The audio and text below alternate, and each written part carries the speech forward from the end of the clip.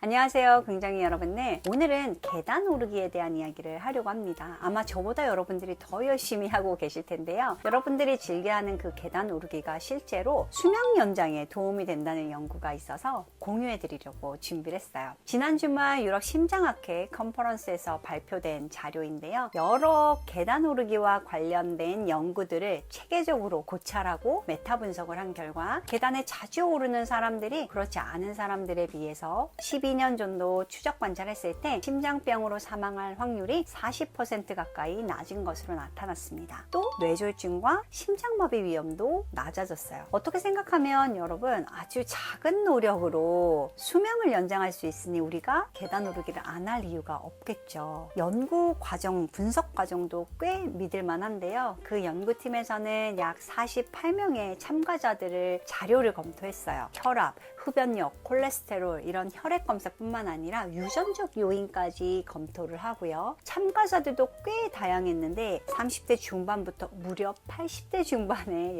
다양한 연령대 그 참가자들의 생활 습관, 운동 습관에 대해서 분석을 했습니다. 그 결과 계단 오르기를 꾸준히 한 사람들이 심장질환 예방에 훨씬 더 유리했다는 거죠. 이런 연구는 언제나 그런데 우리가 기억해야 할 것은 한계가 있습니다. 나한테 적용을 할 때는 이 얘기를 듣고 무조건 계단 오르기를 무조건 열심히 한다 이렇게 이해하시면 안 돼요. 사람들 중에는 계단 오르기를 못하는 분들이 있죠. 이런 연구는 언제나 계단을 잘 안 오른다고 얘기했던 사람들을 기준으로 잘 오르는 사람들의 장점을 비교하는 건데요. 계단을 안 오르는 사람들 중에는 못 오르는 사람들이 있어요. 이미 질병에 걸렸거나 다른 이유로 계단을 못 오르는 거죠. 그러니까 폐 기능이 떨어져 있거나 무릎이 안 좋거나 아니면 이미 심장질환이 좀 진행이 됐거나 또 비만한 분들, 이런 분들은 실제로 심혈관 질환 발생 위험이 그 자체로 높잖아요. 그러니까 이 얘기를 듣고 나는 계단을 못 오르는데 이미 골관절염이 심한데 나는 허리가 안 좋은데 무리해서 하면 된다 안 된다? 안 된다는 얘기예요.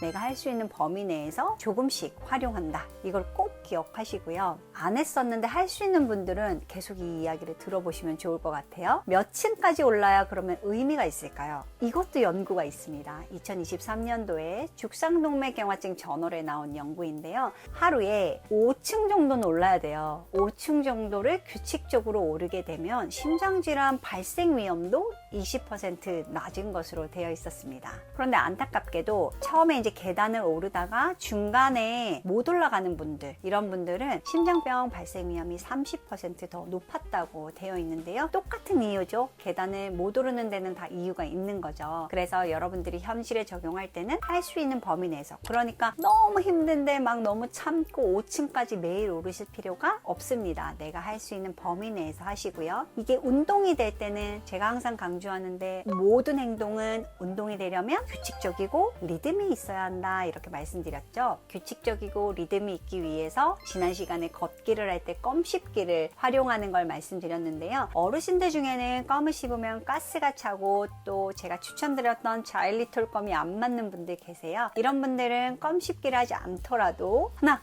둘 박자를 맞추시면 돼요. 보이는 계단을 올라갈 때는 가능하면 규칙적이고 리듬을 가지고 올라가신 다음에 평지에서 잠깐 숨 고르기를 하시고 다시 올라가는 겁니다. 이렇게 하셔야 운동이 되고요. 그리고 계단을 올라갈 때는 엉덩이에 힘을 주고 엉덩이와 허벅지로 올라가려고 노력을 하셔야 운동이 된다는 사실. 이런 거 없이 그냥 무조건 5층까지 올라가는 걸 숙제처럼 하시면 저녁에 종아리에 쥐가 나고 발바닥이 아플 수 있어요. 그러니까 돌아와서 엉덩이와 허벅지가 좀 뻐근하다 하면 운동을 제대로 하신 거예요. 이렇게 꾸준히 하시면 심장병도 예방할 수 있을 뿐만 아니라 엉덩이, 허벅지 근육을 키울 수 있고요. 이 근육 자체가 또 수명 연장에 도움이 되는 겁니다. 그래서 여러분들이 실천하실 때는 리듬을 가지고 운동이 되게 계단을 활용하시면 좋겠고, 할 수 있으신 분들이라면 5층 정도까지는 매일 올라가 보시기를 권유드려요. 마지막으로, 그렇다고 계단 오르기가 건강에 다를 차지하는 것은 아니죠. 그 외에 아주 중요한 요소들이 있습니다. 걷기, 계단 오르기 이런 걸 하고 집에 와서는 잘 드셔줘야 돼요. 충분히 단백질이 들어와야 우리가 그걸 근육으로 쓸 수 있어요. 그런 거 없이 걷는 것만 열심히 하시면 우리 몸이 에너지를 만들기 위해서 근육을 더 줄일 수밖에 없습니다. 운동을 열심히 하는데 몸이 점점 말라가는 분들, 몸이 점점 힘든 분들, 또 동맥경화가 더 심해지는 분들은 대체로 휴식이나 영양 공급이 잘 안 되는 분들이에요. 그래서 이 균형을 잘 맞춰야 된다는 걸 항상 기억하시고요. 그러니까 언제나 잘 먹는 거, 그 잘 먹는 거는 밀가루나 뭐 야식 이런 거를 많이 먹으라는 게 아니죠. 단백질과 야채, 채소를 골고루 충분히 신선식품으로 드시는 거, 그리고 운동을 규칙적으로 꾸준히 하시는 거, 그 다음 술을 웬만하면 안 드시고 담배는 태우지 않으시고 스트레스 관리를 잘 하시고 수면 관리를 하시고, 이 6개가 균형이 잘 맞아야 돼요. 그 중에 오늘 하나, 건강과 관련된 운동을 강조했을 뿐입니다. 그러니까 여러분들이 어떤 영상을 보시든 다른 건강 채널 영상도 정말 많죠. 거기에서는 어느 하나의 주제에 대해서 막 강조를 하지만 그게 여러분들 하루를 다 차지하지 않기를 바라고요. 언제나 균형 감각이 있는 게 중요하다는 사실을 기억하시고, 오늘은 일상생활에서 계단 오르기를 활용해 보시기를 권유드리는 겁니다. 이 지점을 기억하시고요.